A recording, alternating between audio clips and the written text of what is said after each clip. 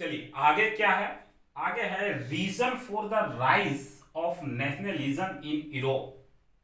आखिर यूरोप में राष्ट्रवाद का उदय होने का कुछ तो रीजन रहा होगा, कारण रहा होगा।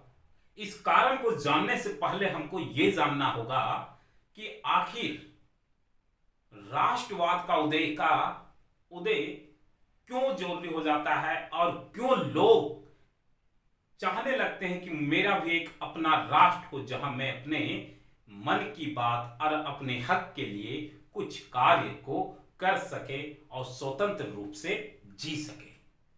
आप समझ सकते हैं कि किसी भी देश में राष्ट्रवाद का उदय होने का मेन रीजन रहा होगा एब्सोल्यूटिज्म। एब्सोल्यूटिज्म यानी निरंकुशवाद। मतलब कि वहां का ऐसा शासन पद्धति जिसपे किसी का कोई अंकुश ना हो, बल्कि उसमें केवल और केवल निरंकुश शासक का ही अत्याचारों का कहानी लिखी हो। उसका जैसा मन वैसा ढंग से वो प्रजा को ट्रीटमेंट कर रहा हो। तो ये तो पहला रीजन रहा होगा। कहा जाता है कि जब बच्चे का उम्र कम होता है, यानी कि मम्मी और पापा के बंदिश में वो होते हैं, ठीक है, तो उन्हें लगता है कि कब मैं भी बड़ा हो जाता, 18 साल के बाद हो जाता, मतलब 18 साल हो जाती हमारी उम्र और मैं अपने मम्मी पापा के बंदिशे से मुक्त हो जाता, कब मैं अपने घर से बाहर निकल जाता और घर से बाहर निकलने के बाद मैं स्वतंत्र हो जाता। तो कहने मतलब कि हमें अक्सर लगता है कि काश मैं बड़ा हो जाता।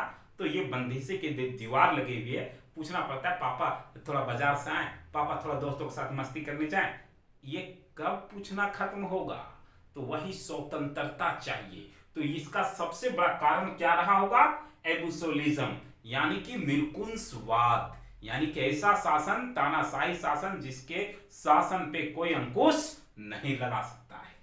फिर सेपरेट ऑफ लिबरल आइडियाज, वहां पे लोगों के बीच जो है नए विचारों का उत्पन्न होना। नए विचार कहने के मतलब कि ऐसा विचार का जन्म होना जो अब ये चाहते हैं कि एक राष्ट्र हो जहां पे उनकी विचारों को सहमति मिले और सबको समानता मिले। ये भी एक कारण रहा होगा। Salem for liberty, equality and fraternity, जहां पे सब लोगों को जो है समाज में और शासन पद्धति में समानता प्राप्त हो, इक्वल, सब लोग, जहां पे सबकी हितों की बात हो, ऐसे विचारों का जन्म लेना ही कह सकते हैं कि राष्ट्रवाद का उदय का कारण बना होगा। Role of education middle class, मध्य वर्ग के जो लोग थे वो शिक्षित लोग, ये भी एक बहुत बड़ा कारण रहा होगा कि वो लोग अब शिक्षित होते जा रहे थे तो उन्हें लगने लगा कि नहीं, एक राष्ट्र होना चाहिए और उस राष्ट्र में हमें अपनी मन की बात या उस राष्ट्र के लिए मैं कुछ करूं या वहां पे हमारे भावनाओं का आदर हो।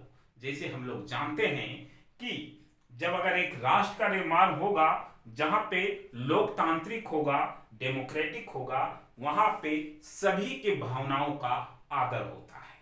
तो ये सारे रीजन रहे होंगे यूरोप में राष्ट्रवाद का उदय होने का कारण रहा होगा। ये चार, उसमें से हम लोग जो अभी पढ़ेंगे आगे का टॉपिक्स, वो टॉपिक्स पढ़ेंगे फ्रेंच रेगुलेशन 1789 की कहानी पढ़ेंगे, फिर सिविल कोड पढ़ेंगे 1804 का, फिर वियना कॉन्फ्रेंस यानी कि वियना संधि के बारे में जानेंगे 1815, फिर रेगुलेशन ऑफ बाय लिबरल्स 1848, ये सारी कहानियां पढ़ेंगे। फिर यूनिफिकेशन ऑफ जर्मनी, एकीकरण ऑफ जर्मनी की कहानी जानेंगे। 1866 से लेकर 1871 तक इसकी कहानी चली थी।